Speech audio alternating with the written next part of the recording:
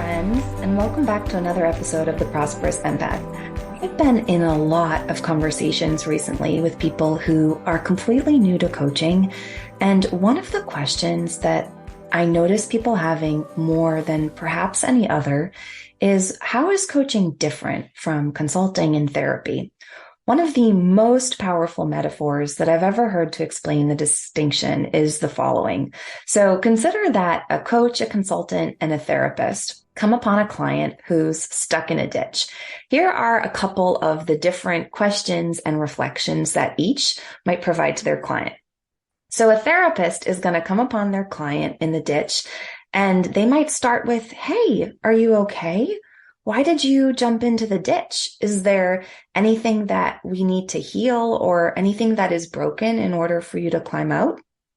Whereas a consultant, and this one might vary whether it's a done for you consultant or a done with you consultant, a done for you consultant might help you find a solution to help you get out of the ditch. So they may pull over a ladder for help to help you climb out of the ditch, or they might throw you a rope for you to pull yourself up.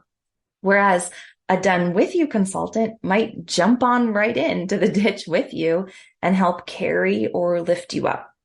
Now, a coach who comes across a client stuck in a ditch might pause and reflect and then offer their client, "Hey, looks like you're in a ditch. How is it down there? What's the experience like being in the ditch? Are you interested in finding a way out of the ditch? Or would you want to stay down there a bit longer? Or is there some other way I can support you today?" Now, a therapeutic model really focuses on healing something, whereas the ontological approach, or the coaching approach — ontology is the study of being — an ontological approach is really going to support their clients in distinguishing the stories that we have about something and recognizing that we, others, and life, that we are not our stories, and really support their clients in experiencing life as a story, as something that they can change, as a different narrative that they can share, rather than something that is based in truth and reality. Just like therapists, most professionally trained coaches ask questions, and we also tend to ask for permission before sharing what we observe or sharing our insights. Whereas a consultant typically gives advice. A coach will guide you to come to your own conclusions about what to change and what to do by asking reflective questions and consistently supporting you in accessing more of your own internal knowing. In doing so, coaching can support you in lowering the resistance in the way of change and really instilling that confidence in your own abilities to figure things out. On today's episode, we're going to dive into the history of coaching. We're going to explain a lot more about what coaching is, when is a great time to hire a coach, and how to choose a great partner for you. I hope you enjoy today's episode.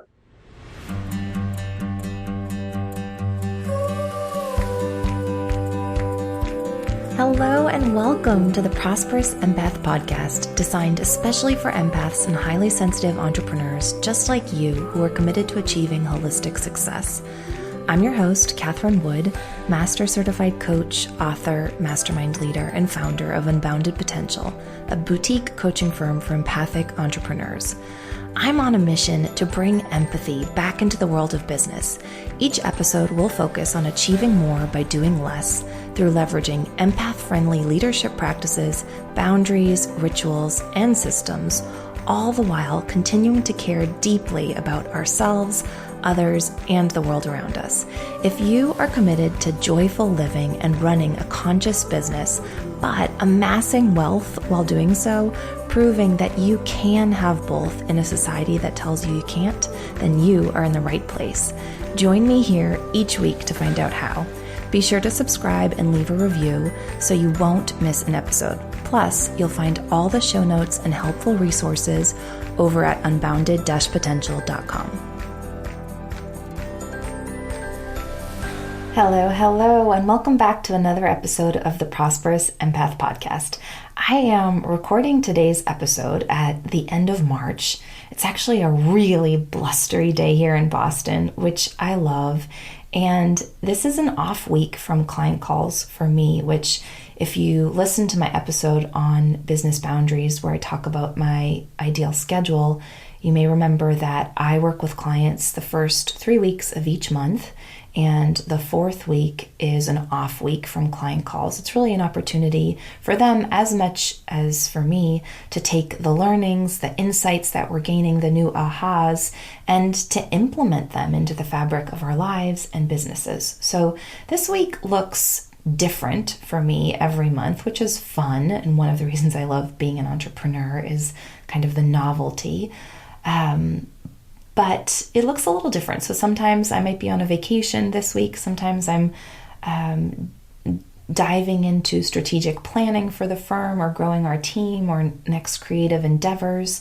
And this week, it's just been looking like a lot of self-care, catching up on appointments for me, for my dogs, and envisioning some of these next episodes of the podcast. I have been receiving a lot of requests lately for more solo episodes.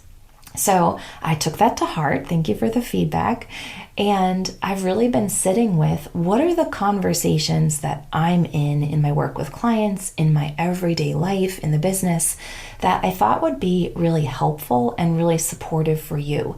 And there's one conversation that I've been having a lot, perhaps more than I've been having any other conversation this month. And it's been with people who are brand new to coaching or interested in hiring their next coach. So in today's episode, we're really going to dive into a historical perspective on the life coaching industry, what it is, when to hire a coach, why to hire a coach, what this life coaching experience is all about, as well as explore some of the distinctions between coaching and some of the other support modalities like consulting and therapy. I'm also going to answer some frequently asked questions, some that I frequently receive, and some that I notice people who are new to coaching don't necessarily know to ask, but I think are what makes coaching so magical and really helps clients create some really profound results in their life. So we're going to dive into that too. With that, let's kick it off from the top. So let's talk about the origins of life coaching. I think this is really fascinating. So the origins of life coaching actually started here in the United States, and it started in the early 1980s. And it stemmed in the boardroom. So to this day, many business executives, many Fortune 500 and Fortune 100 leaders, they have business coaches or they have executive or leadership coaches. And the life coaching industry was really born from this need for supporting everyone to reach their potential and really step into the full expression of themselves and their dreams, in their careers, and in every other aspect and area of life. One of the key leaders in the founding of the life coaching movement was Thomas Leonard. And Thomas Leonard was actually an American financial planner. And in working with his clients, he observed that while his clients were well and emotionally stable and found his tips and business acumen really supportive, that they were wanting more. They were wanting more support in reaching their potential.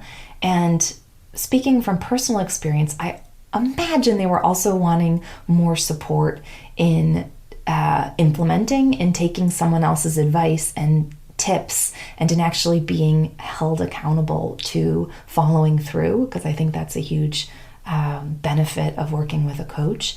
And so through identifying that need for more support, he was one of the leaders in not only the birth of the life coaching industry, he was also one of the first trainers. He created he was part of the team that created one of the first coach training programs, which was Coach U. And then he also was very formative in bringing to life the International Coaching Federation, which was started in 1995 as a nonprofit to really support coaches and to help grow the profession. So we're going to dig into each of those.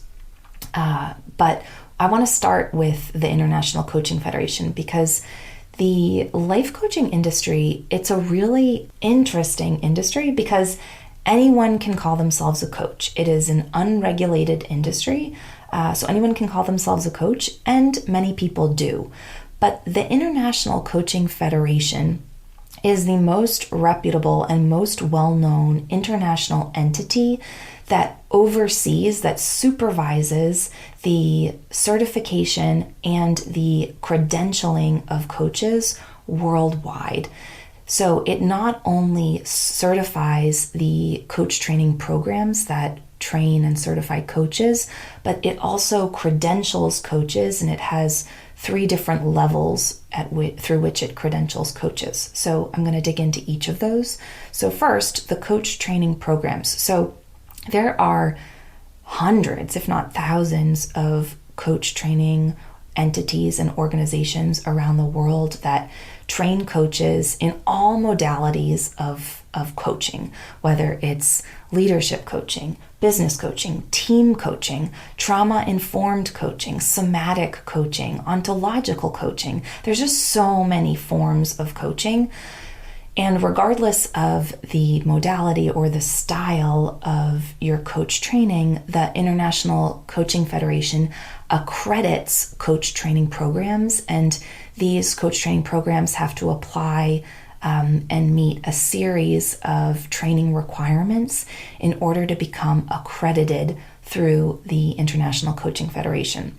So once these coaches successfully graduate from these coach training programs, and with their certificates, they can apply for a credential through the International Coaching Federation.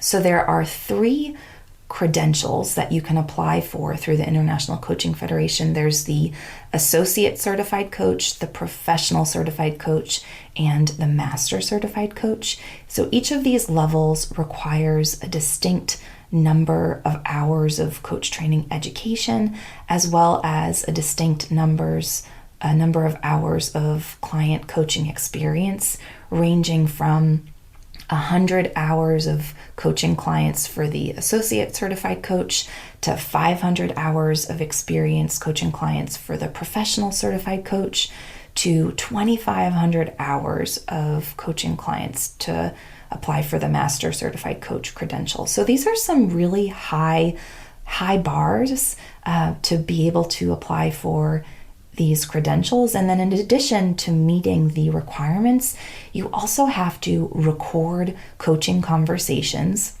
with clients, and then your recorded coaching calls are observed and rated by mentor coaches in order to identify whether you're meeting specific core competencies for coaching, which, you know, at the associate, professional, and master certified levels, you have to reach successively higher levels, higher grades for each of these core competencies. And these core competencies have been revamped recently, but some of them include planning and goal setting with your clients, establishing trust and intimacy, a coaching presence, powerful questioning, managing accountability and progress, building new awarenesses. So these are some of the main coaching core competencies. And I think it's just really valuable to denote that there's a lot that goes into becoming a credentialed coach. I also want to touch briefly on, if you're interested in becoming a coach, I think that there are some key things to look for. So there are, as I mentioned, there are so many coach training programs, and you really need to have a sense of what you're looking for and what you're hoping to use your skill set to build in business. But regardless of the niche that you hope to develop in your business, I think that there are some really key aspects of a good coach training program that you should look for. And I am speaking from personal experience because I graduated from accomplishment coaching, which I am a huge advocate and supporter of. And they had a three-pronged approach to their coach training program. So the first prong was that they trained you to become a coach. The second prong was that you were assigned a mentor coach who you coached with one-on-one every week for the duration of the program. And I think this was an invaluable aspect of the program because you cannot be an effective coach in the marketplace if you haven't experienced your own personal transformation and growth through working with your own coach. I mean, I'm a huge advocate for all coaches having coaches, which I'll come back to later in this episode. But from the coaching lens, if I haven't had my own breakthroughs and done my own work, I'm not going to be able to discern or reflect those same opportunities for my clients. So said another way, if I haven't had a breakthrough in confidence or in managing overwhelm or in learning how to trust myself and be consistent, if I haven't experienced my own growth in those areas, I'm not going to be able to reflect those opportunities to clients because I haven't discerned them within myself. What we see in ourselves, we're able to see and reflect in others. So that's why from a coach training perspective, I'm always an advocate for coaches continuing to do their own internal work because to the degree that we do is to the degree to which we'll be able to support clients in generating results and in experiencing the transformation that coaching is so powerful in creating. And then the third prong to the three-pronged approach is that they also support their coaches in developing their businesses. And I think that's one of the hugest areas of opportunity for new coaches, but also any business owner, is that there's so much mindset work that you have to break through in order to grow your business. You have to learn how to price yourself and to own your value and to talk confidently about what you do and the results that you help your clients generate. And I think that that's one of the surprises of entrepreneurship, is that we don't understand necessarily just how much inner work, how much mindset work there is to do in order to grow a successful business. So I think a really effective coach training program also supports their coaches in the development of their business and in jump-starting some of that mindset work and that transformation. So as I mentioned, the name of the coach training program that I graduated from and used to train coaches with is called Accomplishment Coaching. Some of the other coach training programs that I have known people to successfully graduate from and to thrive in business from are Coach U, which is actually where Thomas Leonard formed the first coach training program, as well as IPEC and CTI, or the Coach Training Institute. I personally have had my eye on the Strozzi Institute, which is in California, which does a lot of somatic coaching, and there's just so many more. All right, so now that we have explored the origins of the coaching industry and why I'm such an advocate for becoming certified as a coach and credentialed through the International Coaching Federation, let's jump into the heart of this episode, which is really about what it is, like what coaching is all about. So let's just start with the basics. What is it? For me, coaching is a partnership between a coach and a client. The term I always like to use to describe it is that coaching is a thought partnership. It supports the client in continually accessing a deeper understanding of who they are, of what they want, what's in the way, and how they're getting in their own way. The coaching process supports the client in taking action and being held accountable to living their life in alignment with that additional clarity. A coach leverages the power of asking compelling and thought-provoking questions that helps the client gain consistently more access to their own self-knowing. The coach, again, essentially serves as a thought partner to mirror and reflect back what the client is saying in a way that calls the client forward to take a different approach, to take a different response, or to take a different action. Now, as a former economist, I typically tend to think in formulas. And one of the foundational ones in coaching is that an insight plus an action equals a result, but a new insight plus new action equals new results. So the fundamental process of coaching is really revolving around supporting you in continually gaining new insights around how you're getting in your own way, around what the next action is in alignment with what you want, and then supporting you in implementing those insights into your life by taking new actions in order to create new outcomes. So the process of coaching supports a client, again, in continually gaining new insights and awarenesses for themselves, both on and off coaching calls, and then creating the practices in partnership with their coach to help integrate those new ahas, learnings, and awarenesses into the fabric of their lives. In doing so, coaching is truly a transformational approach to growth and change, extending far beyond the bounds of what initially draws someone to coaching. One of the reasons coaching can become so effective is because it consistently empowers the client through helping them gain clarity and direction about what they want.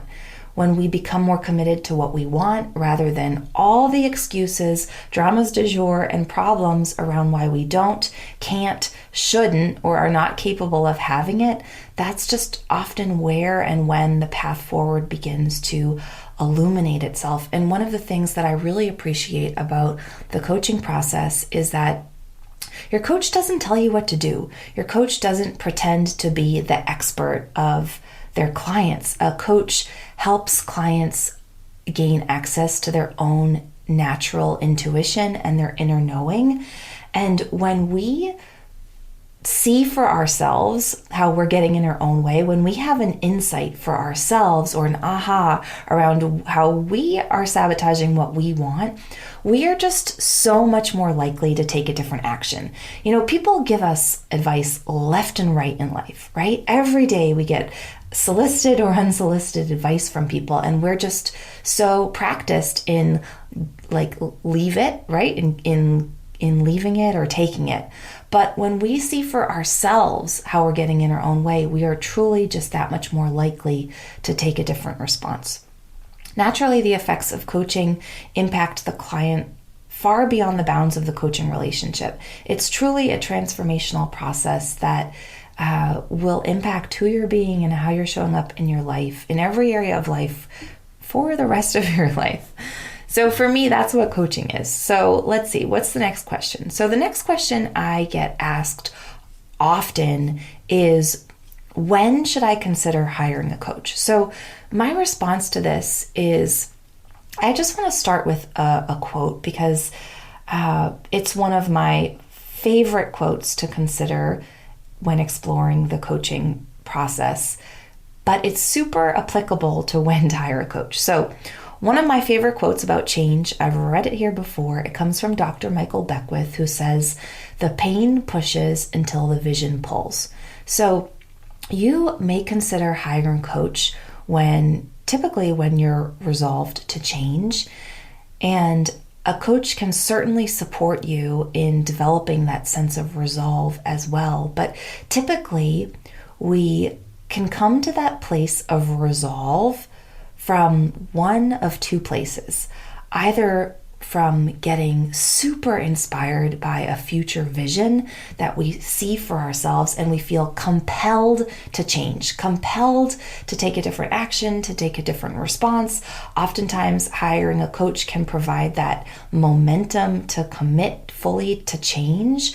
But we can also commit to change when we just get so fed up by the status quo. We get so sick of staying where we are. We get so pushed forward by that pain, that fear, that experience of stuckness that we just feel called to do something different.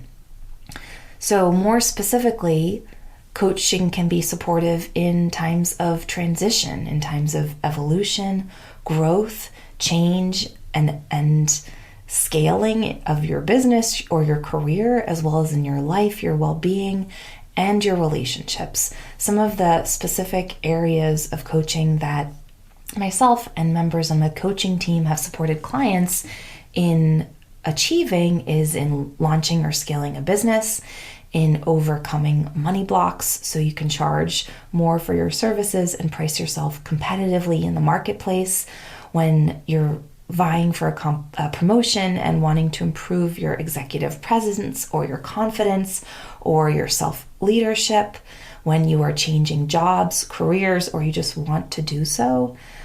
Coaching can be super helpful when you are committed to getting off the hamster wheel of the achievement epidemic that so many of us live in, and you're really desiring more peace and a sense of fulfillment from a different source. Coaching can be helpful when you are committed to growing your confidence and overcoming imposter syndrome, or when you're wanting to be in a romantic relationship and you're seeing that you need to become more emotionally available and make some changes. And then finally, coaching can be super helpful when you're ready to commit to your health and create a sense of work-life balance that you can live with. So basically, coaching is very multidisciplinary. I think this is a helpful place to just talk about the marketing of coaches. So, coaching is one of the fastest growing industries in today's marketplace.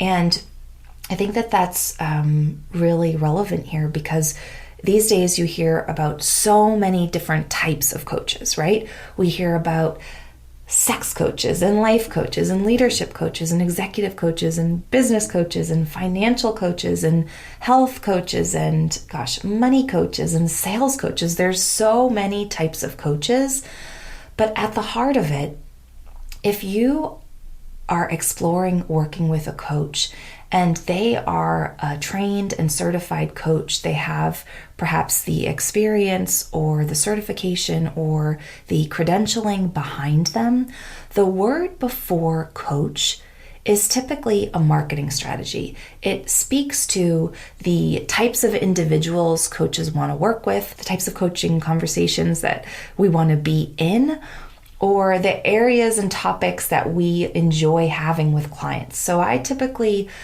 I call myself an executive life and leadership coach or an executive life and business coach because I love to work with established professionals in their career who are either in leadership roles or either starting their own business or scaling their businesses, because those are just the most enjoyable conversations I find myself wanting to be in these days.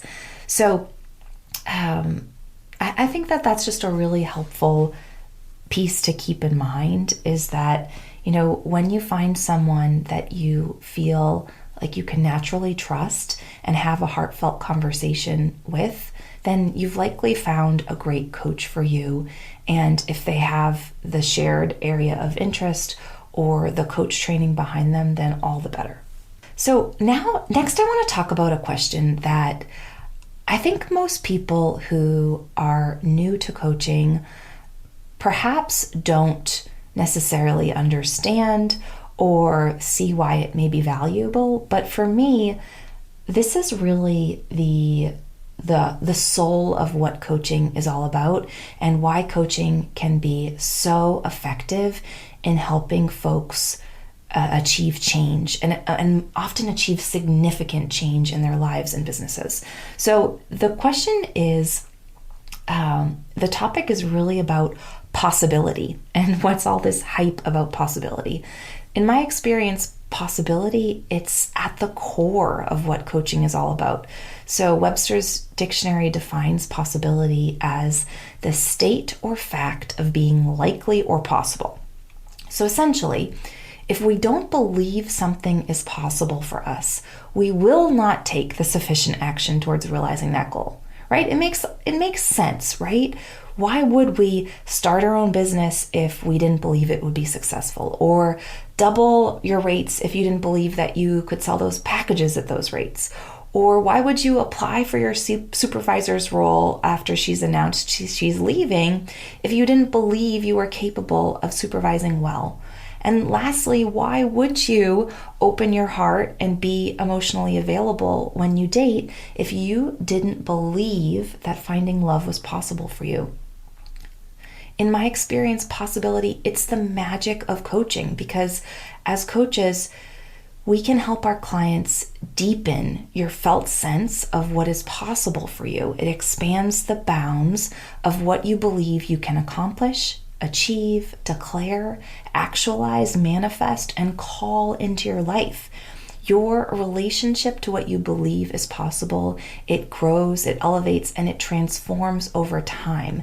And as it does, as what we want, we come to believe is more possible for us, we naturally become more comfortable taking risks and leaning into our growth edge. You also naturally become less impacted by detours and bumps along the way, and you start to recognize that these bumps and detours are temporary and they don't mean anything about you or your possibility. The more we become committed to being and doing what it takes to achieve our goals, the more naturally we are willing to be and do what it takes, but also believe that our goals are possible. And as we believe our goals are possible, that is truly what creates the willingness to have that self-belief and set ourselves up for success and naturally achieve what we want.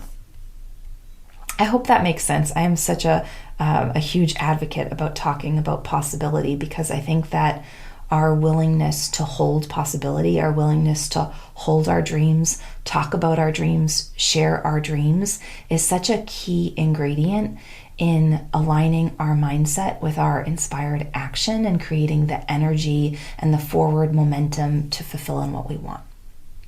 Okay, so next question. How is coaching different from consulting and therapy? So I connect with lots of people who have worked with a therapist and are interested in either adding coaching to their self-care and support routine, or perhaps they've reached a place in their life where they've healed some pain or trauma from the past, and they're really interested in moving forward powerfully with clarity and direction and partnership. So for me, there's a couple of areas that I think are key qualifiers of how the support professions are different. So first is the time frame. Coaching is a present to future based conversation, continually looking at what do you want, where would you like to be in the future that you're envisioning for yourself versus where you are in the present moment. And we coach to the gap between that future vision versus where you are right now. Now, while we may pull on experiences or moments from the past, it is only so as to provide clarity around how we're getting in our own way in the present. We're not healing or fixing those experiences from our past only so as to discern how and why we're being the way we're being in the present, and really looking at how we can lean into new ways of being and take on new practices in the present. Whereas in therapy, that therapy is often a present to past based conversation, really looking at what is there to heal, what is there to forgive, what is there to let go of from your past that's getting in the way of relating to yourself as whole, complete, and perfect in the present moment. In coaching, we really start with that baseline that who you are today is absolutely perfect. There's nothing wrong or broken about who you are. There's simply a gap between where you'd like to be versus where you are. And I have found consistently that when we can start with a baseline that there's nothing fundamentally wrong about who you are, it oftentimes creates just an incredibly more empowering platform to change, to grow, and to lean into new ways of being and doing in life. Similarly, consulting also hangs out in that present to future based conversation, really looking at what do you want and how can I help you get there. But you're oftentimes defaulting to the consultant as the one with the expertise or the solutions or the one who is going to lead you forward.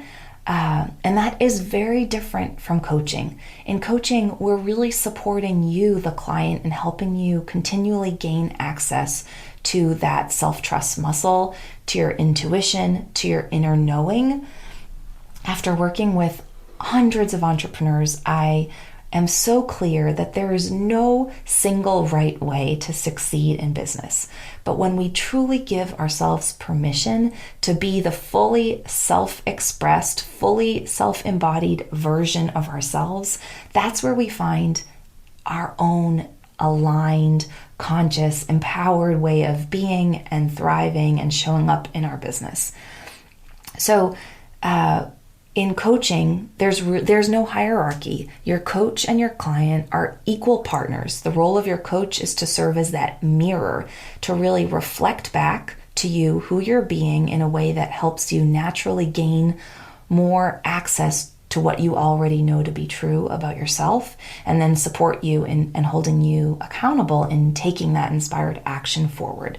Whereas in therapy, let me go back to consulting. So in consulting, you're typically deferring to the wisdom and the expertise and the support of the consultant. And in therapy too, to some degree, I have worked with multiple therapists over the years. And what I notice is that still to some degree, I think that there's this experience of relying on or trusting the therapist's expert in knowledge or experience or wisdom or professional acumen that is a little different from coaching. Now, that's not exclusively true. I think that there are many modalities of therapy and some are more similar to the coaching approach. But I do think that there is that slight hierarchical dynamic that an effective coach will really support you in removing from the space, in really reinforcing that they're your partner, that they're your mirror, that, if you're getting in the car and you're setting in the GPS where you're headed, the role of the coach is to sit in the passenger seat and to support you in continually gaining more clarity around your path forward and how to partner around the detours and the obstacles and the roadblocks along the way. And the last question I want to cover in today's episode is a question that I hear a lot, and I think I have a little bit of a different take on it. So the question is, who needs a coach? Now, I don't think anyone needs a coach, right? We are all perfectly imperfect human beings. We're all capable of change. We are all fully competent and enough for who we are, and no one needs a coach in their life.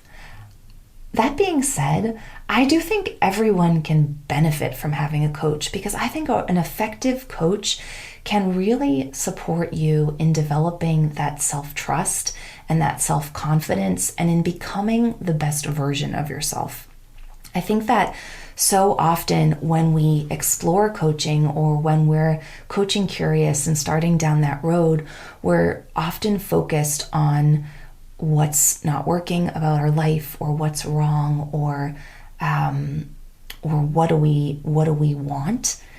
And coaching supports us in becoming who we were meant to be.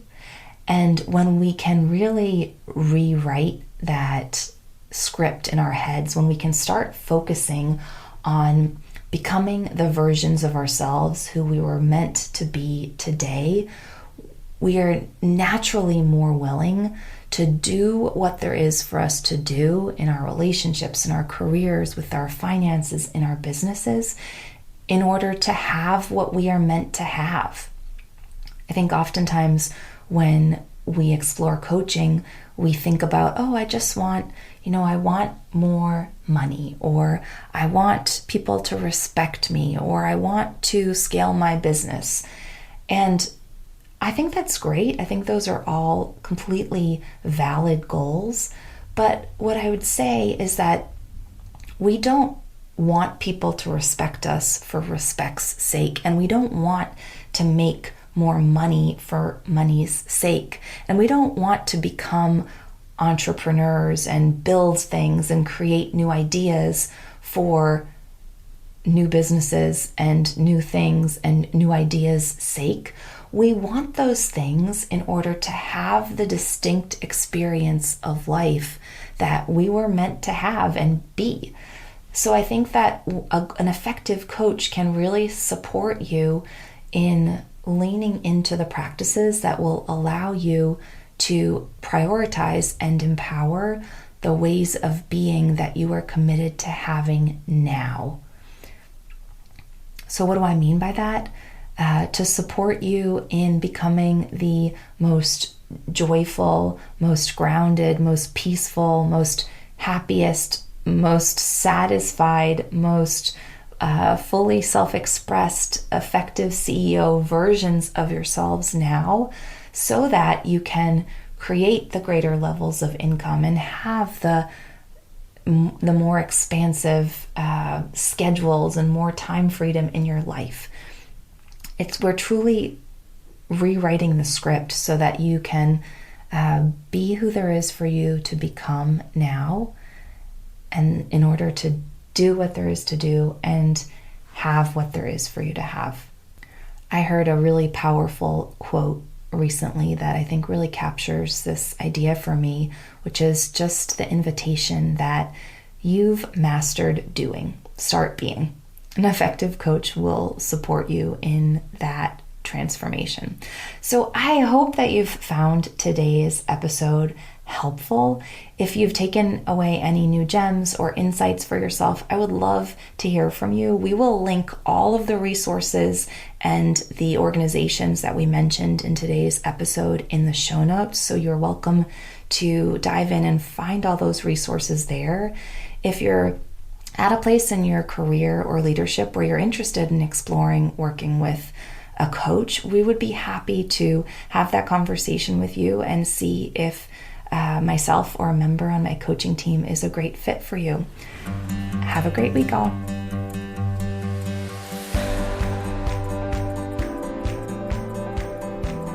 Thank you so much for listening today to this episode of the Prosperous Empath podcast with me, Catherine Wood.